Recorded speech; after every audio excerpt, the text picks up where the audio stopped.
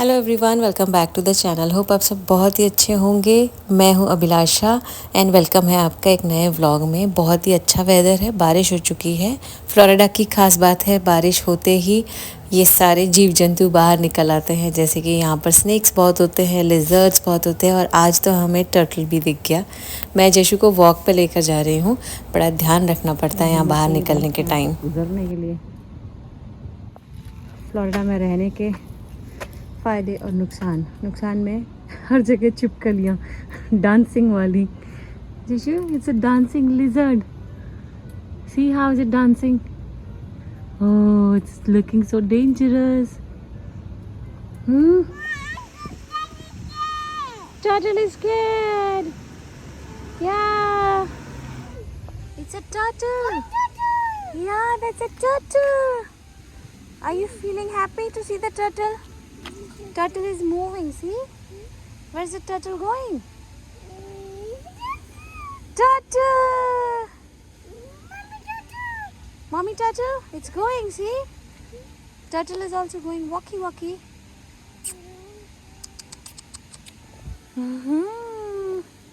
Are you doing party? चल दिया turtle walk करने के लिए। फ्लोरिडा में रहने के सारे फायदे। Where is it going so quickly?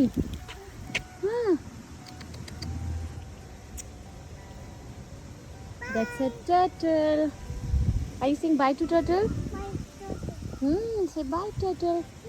तो लास्ट वीक पूरा हफ्ता बहुत ही बिजी रहा। मैंने एक डांस में पार्टिसिपेट किया है। टैम्पा की खास बात यह है कि यहाँ पर काफ़ी सारे इवेंट्स होते रहते हैं। इंडियंस तो हर जगह ही रहते हैं, यूएस में हर लोकेशन पे, हर स्टेट में आपको इंडियंस काफ़ी सारे मिलेंगे। बट आई थिंक टैम्पा में कल्चरल एक्टिविटीज़ बहुत ज़्यादा होती हैं। हिंदू टेम्पल भी बहुत एक्टिव है सारी कल्चरल एक्टिविटीज़ के लिए। तो यहाँ पर India fest, summer fest and बहुत सारे अलग अलग प्रोग्राम्स होते रहते हैं। तो जो मंदिर का, जो हिंदू टेम्पल का जो हॉल है, आईसीसी हॉल बोलते हैं इसे, वहाँ पर एक इवेंट होने वाला है। मैंने उसमें पार्टिसिपेट किया है। मैंने समर फेस्ट में भी पार्टिसिपेट किया था 2020 में, 4 साल पहले। और बेसिकली अगर देखा जाए तो मैंने बचपन में कथक सीखा है, लेकिन पूरा नहीं कंप्लीट किया है। जो 5 इयर्स का पूरा प्रभाकर होता है वो नहीं किया है मैंने। तो 3 इयर्स के बाद में ही 3 साल तक सीखा है मैंने। उसके बाद मम्मी बोलती रही सीख लो बेटा, सीख लो बेटा। लेकिन ऐसा होता है ना, हम थोड़े जब बड़े होने लगते हैं तो हमें लगता है ये पता नहीं आगे कभी जाके काम आएगा या नहीं आएगा, क्यों टाइम वेस्ट करना है इसमें। तो इसी वजह से वो बीच में छूट गया। फिर पढ़ाई का प्रेशर, एज यू एज पढ़ाई में बहुत ज़्यादा इन्वॉल्वमेंट होता है तो टाइम ही नहीं मिलता था, इसलिए मैंने फिर वो वहीं छोड़ दिया था। पर अब मुझे लगता है कि मैंने क्यों छोड़ दिया बीच में। काश मैंने कंप्लीट कर लिया होता तो आज अच्छा होता शायद। मैं एक डिप्लोमा होल्डर होती या डिग्री होल्डर होती कथक में। तो खैर कोई नहीं, अभी कभी फ्यूचर में चांस मिलेगा अगर तो उसको ज़रूर कंटिन्यू करूँगी। पर मुझे क्लासिकल डांस करना मुझे बहुत पसंद है और मैंने क्लासिकल डांस में ही पार्टिसिपेट किया है। तो सोलो परफॉर्मेंस तो नहीं है, ग्रुप परफॉर्मेंस है। इसके पहले जब समर फेस्ट में भी किया था तब हमने माधुरी मैशअप किया था और बहुत ही मज़ा आया था।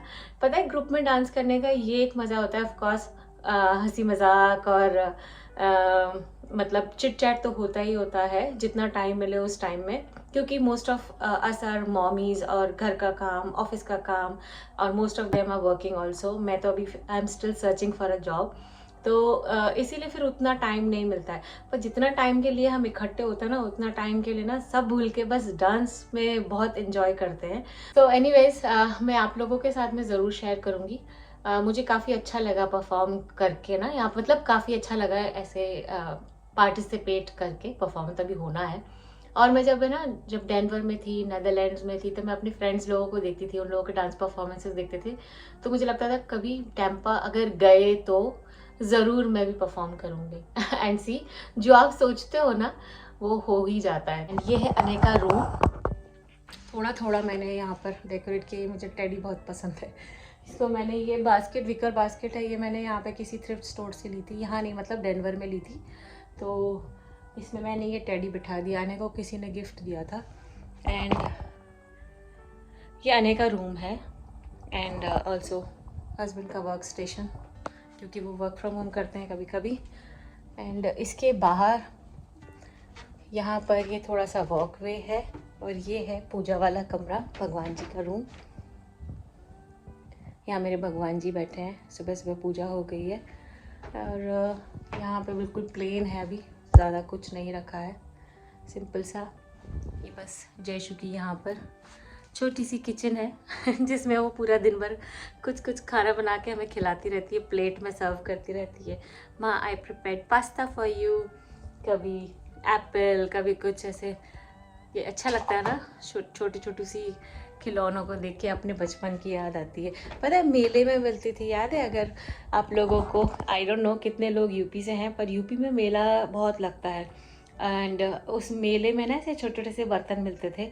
वो एल्यूमिनियम के बर्तन होते थे या कोई तो एक अलग मेटल के बर्तन होते थे, लेकिन सारे ग्रे कलर के होते थे। आई थिंक सिल्वर के तो नहीं होते होंगे, एल्यूमिनियम के होते होंगे। पतले पतली छोटी छोटी सी कढ़ाई, छोटी छोटी सी प्लेट्स, छोटे से कप्स, छोटी सी चाकू, बहुत सारे। तो मेरी मम्मी हमेशा हम लोगों के लिए ना ये मेले में ऐसे ये सारी चीज़ें दिलाती थी।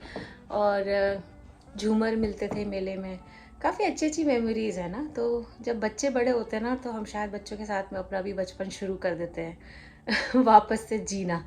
तो अभी जयशु के साथ में मज़ा आता है मुझे भी खेलने में ना। ऐसे से किचन में वो खिलाती रहती है थोड़ा थोड़ा, तो अच्छा है। लेट्स गो, अभी बनाएंगे mathri and then we will prepare lunch. ये है स्टेयरकेस, यहाँ पे मैंने थोड़ा इस तरीके से डेकोरेट कर दिया। और ये ज़्यादा एक्सपेंसिव नहीं है, हॉबी लॉबी से मैंने लिए थे क्लियरेंस में, तो काफ़ी सस्ते प्राइस के थे, तो मैंने बहुत सारे ले लिए थे। आई थिंक 12 ये लिए थे एंड 12 ये लिए थे।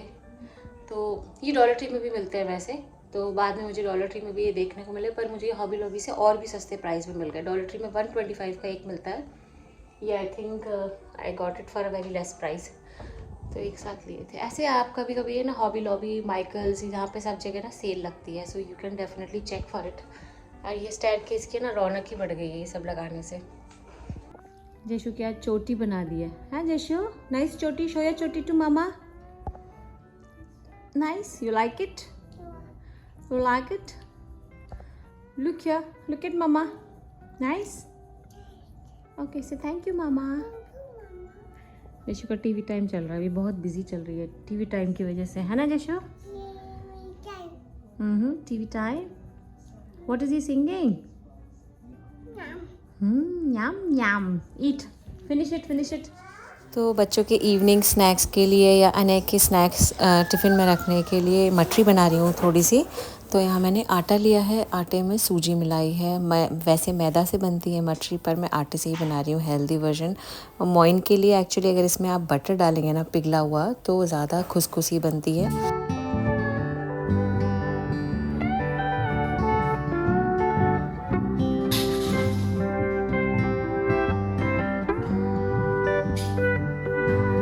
ये मैंने काफ़ी सारा आटा गूँथ दिया है, बहुत सारे ऐसा लग रहा है आटा देखने में, लेकिन जब इसकी मटरी बनती है ना, बहुत थोड़ी सी रह जाती है तो इसीलिए मैंने काफ़ी सारा लगा दिया एक साथ। जब भी कुछ एक्स्ट्रा बनाते हैं ना, तो किचन बहुत ज़्यादा ऐसे फैल जाता है। ज़्यादा बड़ा किचन नहीं है, 2 ही साइड में, ये एक छोटा सा प्लैंक यहाँ है और छोटा सा प्लैंक यहाँ है, तो सारा कुछ भर जाता है एक साथ। तो पहले मैं किचन को सेटल करूँगी, उसके बाद मैं शुरू करूँगी बनाना, नहीं तो ऐसे में ही तो फैले में किचन और फैलता जाता है। So I will first clean it up and then I will do it.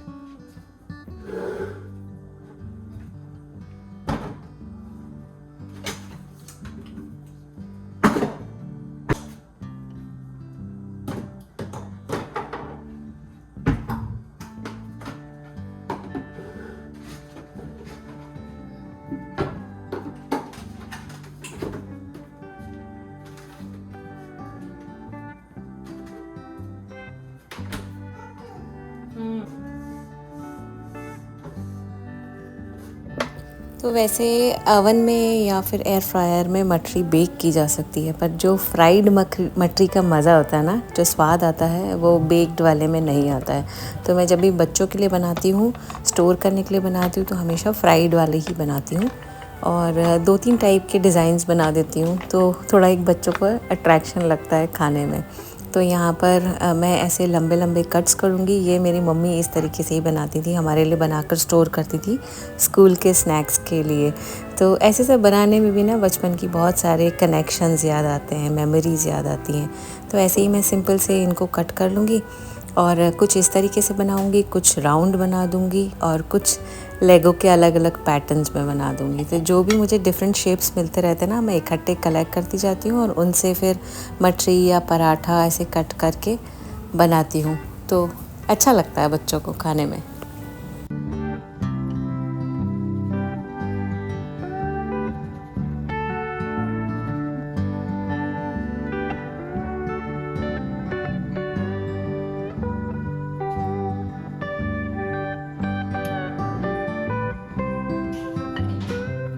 वैसे मैं दिवाली पे या किसी ओकेजन पे ना लेयर्ड मठरी बनाती हूँ, बहुत ही टेस्टी बनती है और बहुत ही खुशखुशी बनती है। मैं उसका लिंक आपके लिए डेफिनेटली डिस्क्रिप्शन बॉक्स में पोस्ट कर दूँगी।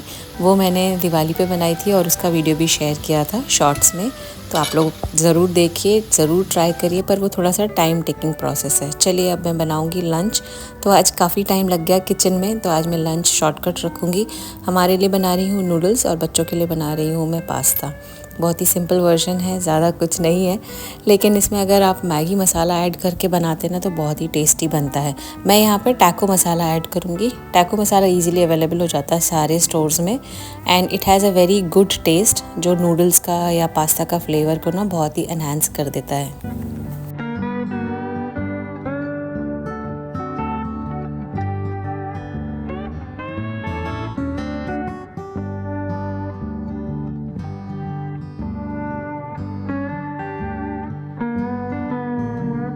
It's a duck.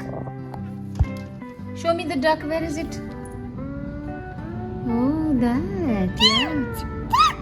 Yeah. It's not a duck. It's a bird. Good. Yeah. It's a bird. It's a duck. It's a duck. Duck. Okay. Did you see? Say hi. Say hi, bird. Duck. Bird. Duck. It's a bird. Just. Duck. It's a duck. It's a एक छोटे bird. बच्चे को पूरा दिन engage रखने की duty हम माओ की होती है और बहुत ही मुश्किल ड्यूटी होती है। I am sure about it. सारी मम्मियाँ मेरे से एग्री ज़रूर करेंगी। सारा दिन जेशु को कुछ ना कुछ में बिज़ी ज़रूर रखना होता है, नहीं तो फिर we end up giving screen, जो मैं नहीं चाहती हूँ देना, इसलिए मैं उसको ऐसे ही बिज़ी रखती हूँ। और यहाँ पे सारे खिड़की दरवाजे ऐसे खुले रखने का एक फ़ायदा ये है कि जेशु अपने आप से ही कुछ कुछ देखती रहती है खिड़की से बाहर। तो चलिए दोस्तों, आज के लिए बस इतना ही। जेशु ऐसे ही एंगेज रहेगी अभी थोड़ी देर और। मैं आपसे मिलती हूँ नेक्स्ट व्लॉग में। आई होप आपको इस व्लॉग में कुछ पसंद आया होगा। अगर आया है तो एक थम्स अप दे दीजिए और एक कमेंट ज़रूर ड्रॉप कर दीजिए। मिलती हूँ मैं आपसे नेक्स्ट व्लॉग में। Till then bye bye, take care.